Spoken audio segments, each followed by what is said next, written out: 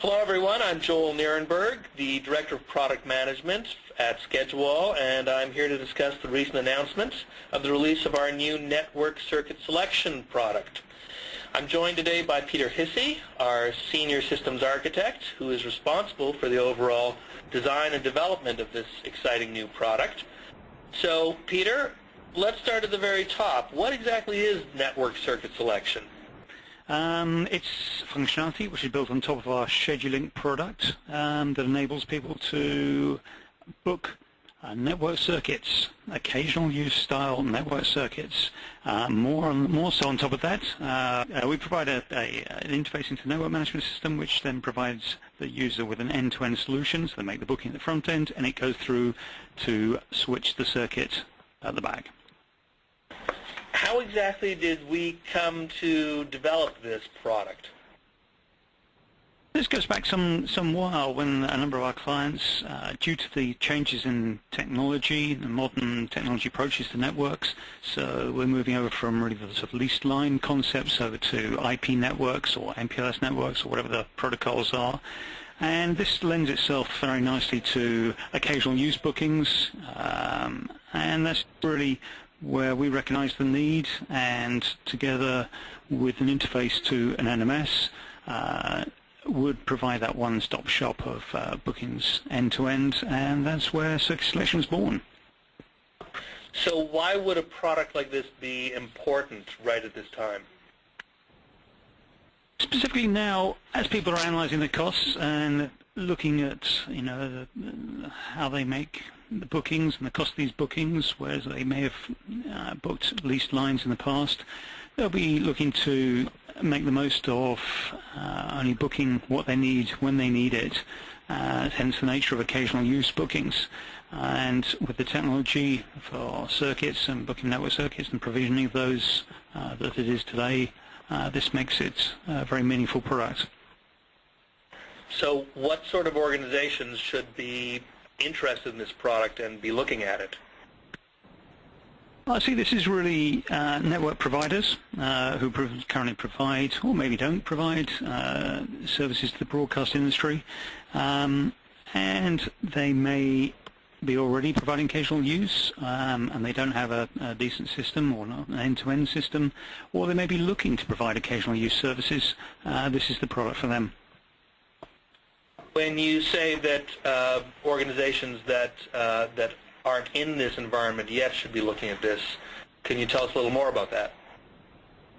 There's certainly been a move away from the sort of permanent circuits to occasional use or booking on demand, really to reduce costs, be more efficient about their bookings.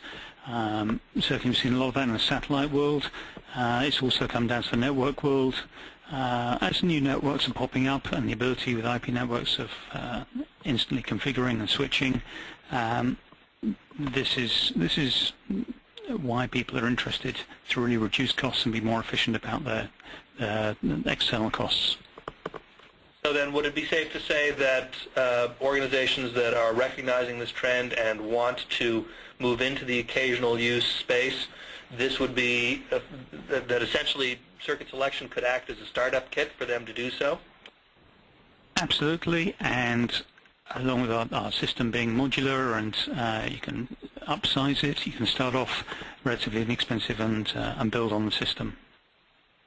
So Peter, let's get right into the details. Can you show us exactly what circuit selection looks like? Absolutely, and on your screen at the moment, hopefully you can see it, is a graphical representation of the network. This is in real time showing you the availability across the network as it is booked at the moment. We can also look at times in the future, so you can have a look to see what the availability or capacity across your network is, say tomorrow at 11 o'clock in the morning. Green represents availability.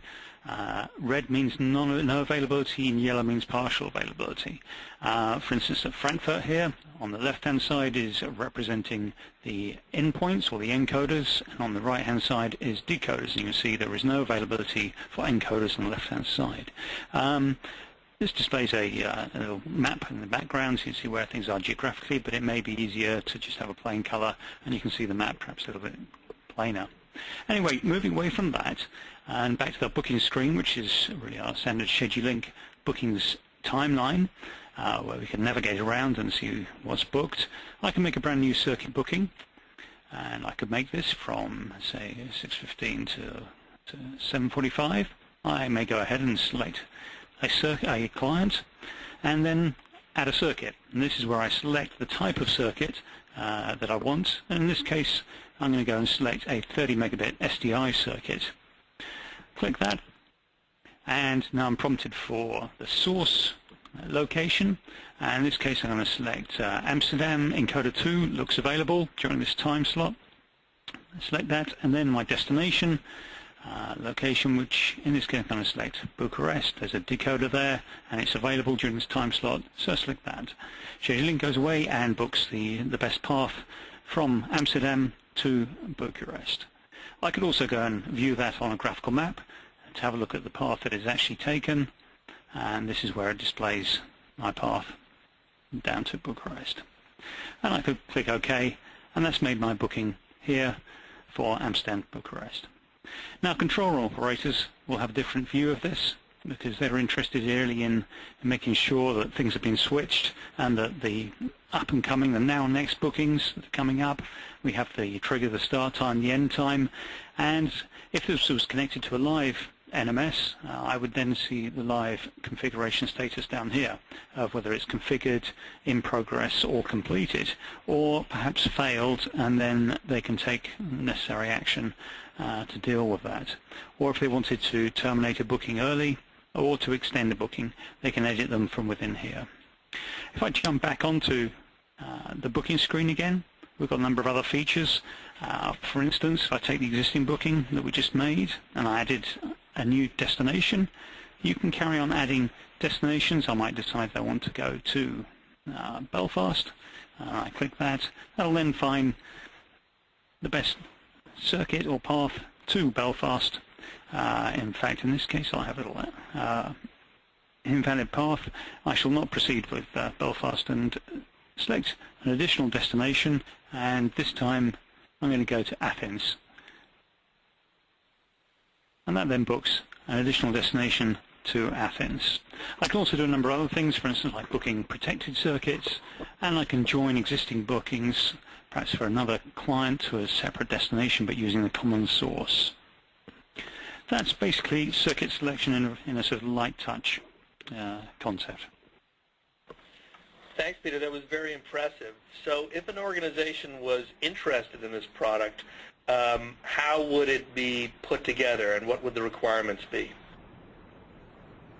From our perspective, obviously they would need to look at purchasing the ScheduALL product plus a number of modules. That would be our circuit selection module and the NMS interface module to our generic NMS interface to network management systems, along with perhaps as a minimum would be our adaptive framework toolkit for customizing all the forms and dialogues.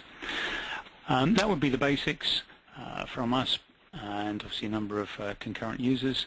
And then they can bolt any other modules, for instance, like the quotes module, project module, and various other personnel module that might be appropriate within their environment. For those of you who are interested, you can find a host of information about network circuit selection on our website at www.ScheduALL.com and by selecting circuit selection from the list of solutions and products. Thank you all for joining us.